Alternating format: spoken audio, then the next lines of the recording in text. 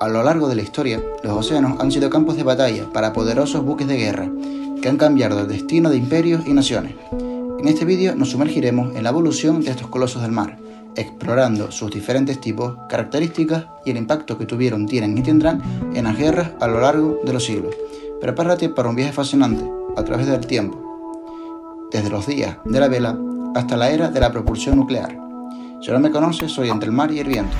No te olvides suscribirte, darle like, activar la campanita y compartir, para no perderte nada de los siguientes vídeos. Sin más interrupciones, comenzamos.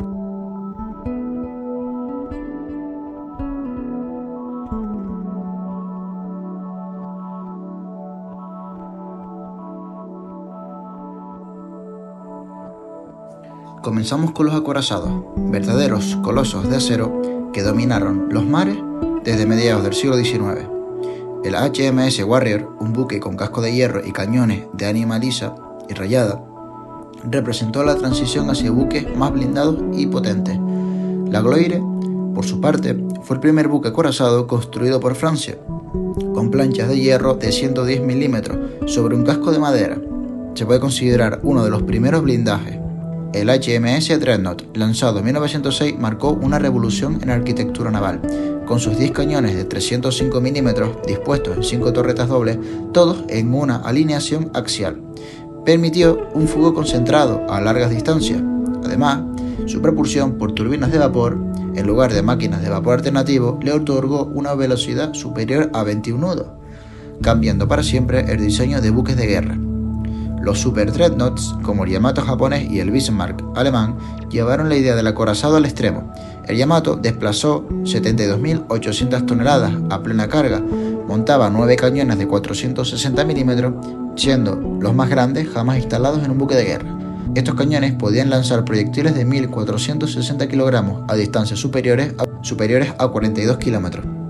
El Bismarck, por su parte, combinaba potencia de fuego con una velocidad de 30 nudos, gracias a sus turbinas que generaban 150.170 caballos de vapor, aunque su débil blindaje horizontal lo hizo vulnerable a ataques aéreos y a torpedos, que fue lo que lo condenó en 1941 en el canal de Dinamarca, donde fue hundido, después de haber hundido el HMS Hood, mientras que el Yamato, aunque tenía un buen blindaje, sucumbió bajo el poder americano, ya que miles de aviones lanzaron miles de toneladas de bombas y más de 50 torpedos proyectados contra el barco.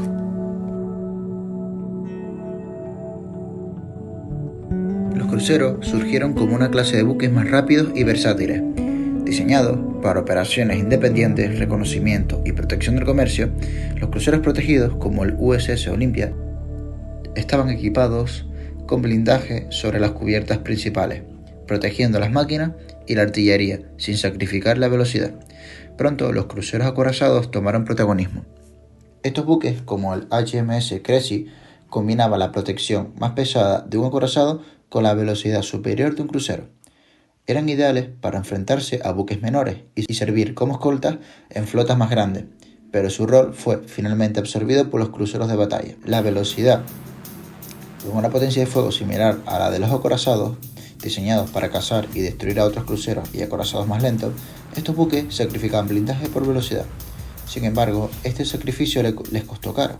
La falta de protección llevó al HMS Hood, por ejemplo, a su trágico fin en 1941, cuando fue hundido por el Bismarck por un solo proyectil que explotó en su Santa Bárbara y se partió en dos, hundiéndose en menos de 3 minutos. Con el tiempo, los cruceros se diversificaron en cruceros ligeros y pesados. Los cruceros ligeros, como los de la clase Brooklyn, estaban armados con cañones de calibre medio y diseñados para misiones de escolta y defensa antiaérea. Poseían unos cañones de aproximadamente 152 milímetros. Eran rápidos y maniobrables, perfectos para proteger convoyes y atacar destructores. Los cruceros pesados, como los de la clase Baltimore, llevaban cañones de mayor calibre, de hasta 203 milímetros, que eran usados para misiones más ofensivas, incluyendo ataques contra otros buques de guerra y bombardeos costeros.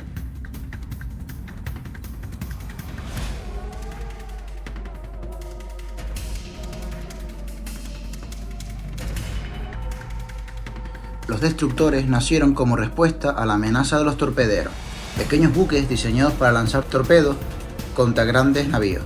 El HMS Havoc, lanzado en 1893, fue uno de los primeros destructores, armados con cañones ligeros y torpedos para cazar y destruir a estas amenazas.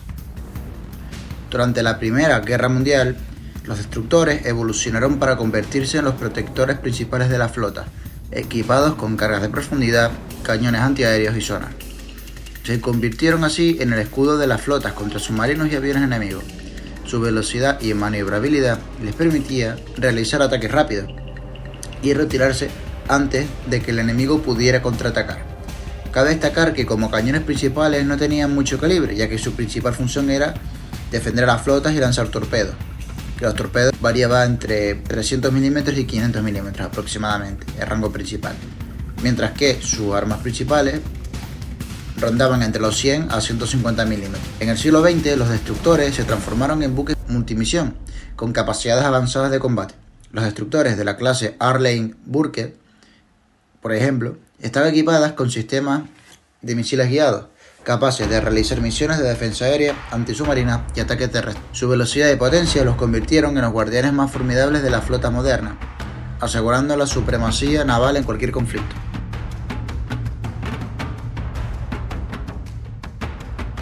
El portaaviones es la culminación de la evolución naval, un buque que proyecta poder aéreo desde el mar. Los primeros portaaviones, como el HMS Argus británico o el USS Langley estadounidense, fueron experimentales, convertidos a partir de otros buques.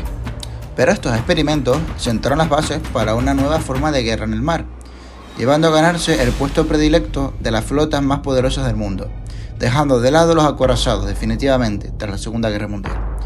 Podían tener algo de armamento antiaéreo y algunos cañones para disparar salvas, además de diversos armamentos. Durante la Segunda Guerra Mundial, los portaaviones se convirtieron en la pieza central de la flota. El USS Enterprise y el Akai japonés fueron protagonistas en batallas cruciales como la de Midway, donde la capacidad de lanzar aviones a grandes distancias permitió ataques precisos y devastadores. Los portaaviones demostraron ser mucho más versátiles que los acorazados, al poder llevar la batalla al enemigo sin que siquiera éste pudiera alzar la vista a ver. Hoy en día, los portaaviones como el USS Gerald R. Ford son verdaderas ciudades flotantes, capaces de operar en cualquier parte del mundo con pistas de aterrizaje para aviones de combate, helicópteros y drones. Estos buques pueden lanzar ataques rápidos y devastadores en cualquier lugar, dominando tanto el aire como el mar. Además, su capacidad de operar durante meses sin necesidad de reabastecimiento debido a sus avanzados sistemas de sus reactores nucleares los convierte en el corazón de las operaciones navales modernas. En la actualidad tienen una variedad de armamento como misiles antibuque, antimisiles, ametralladoras automáticas, más el armamento de las aeronaves y equipamiento de los marinos que se hallan a bordo. A lo largo de la historia, los buques de guerra han evolucionado desde acorazados imponentes hasta portaaviones que dominan los mares y los cielos.